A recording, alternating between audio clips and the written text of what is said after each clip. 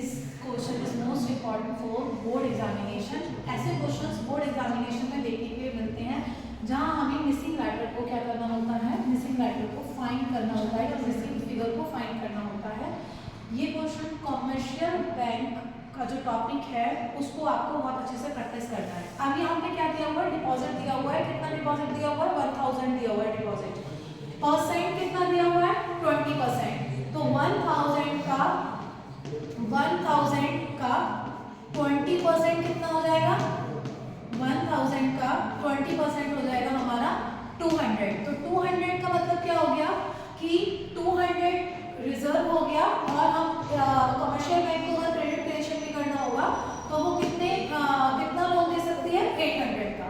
तो ये 800, अब क्योंकि हम मिसिंग फिगर फाइंड कर रहे थे तो अब आपको ये चीज क्लियर हो गई होगी कि यहाँ 1000 था, यहाँ पर हमारा 20% था, तो ये 200 कैसे आया है और ये 800 कैसे आया है। अब हम यहाँ पर दिया हुआ है 160, तो ये 160 कैसे आया होगा, ये 800। अब हमारा सेकंड अगर हम राउंड देखें तो 800 रुपीज हमारे पास डिपॉजिट हो गया और 800 का 20% कितना हो गया, 800 का 20% हो गया हमारा 160।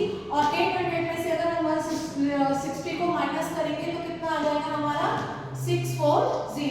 अब हमारे पास कितना अमाउंट आ गया, 640। थर्ड राउंड में हमारे पास कितना डिपॉजिट है, बहुत ध्यान से समझते रहिएगा इसको। अब हमारे पास थर्ड राउंड में कितना डिपॉजिट है, 640। 640 का जब हम 20% करेंगे तो कितना होगा, 640 का 20% करेंगे तो आएगा 128। देखो इस तरह से 20% हमने किया, 640 का 20% तो कितना आ जाएगा, 2 4 8 और 2 6 12। इसको इसके साथ माइनस किया तो कितना आंसर आ जाएगा, 512। अब आती है बात, इसी तरह से ये प्रोसेस चलती रहेगी। अब बात आती है हमारे किसकी, टोटल की। लास्ट में हम क्या निकालते हैं, टोटल। तो जब भी हम ये स्टेप ऐसे ही चलता रहेगा और जब हम टोटल निकालेंगे तो उसके लिए क्या फॉर्मूला होता है, 1 CRR multiply by initial deposit, multiply by initial deposit. तो हमारा CRR कितना है, 20%। तो परसेंट के लिए 100 हमने इधर ले लिया और हमारा 20% है, ठीक है। और इनिशियल डिपॉजिट कितना है हमारा, 1000। इनिशियल डिपॉजिट कितना है हमारा, 1000।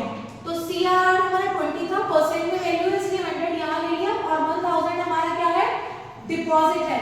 तो 20 को अगर हम क्या करेंगे, कैलकुलेट करेंगे तो कितना आ जाएगा हमारा 5। 20% का हमने किया, कैलकुलेट किया उससे तो कितना आ गया हमारा 5000, ठीक है। अब सेम प्रोसेस, अब टोटल डिपॉजिट ओवरऑल जितने भी स्टेप चलते रहेंगे, ज्यादा से ज्यादा हम कितना इसका अमाउंट मैक्सिमम आ सकता है 5000। 5000 का 20% कितना होता है, 1000। और 1000 को अगर हमने 5000 से कैलकुलेट किया तो ये हो गया हमारा 4000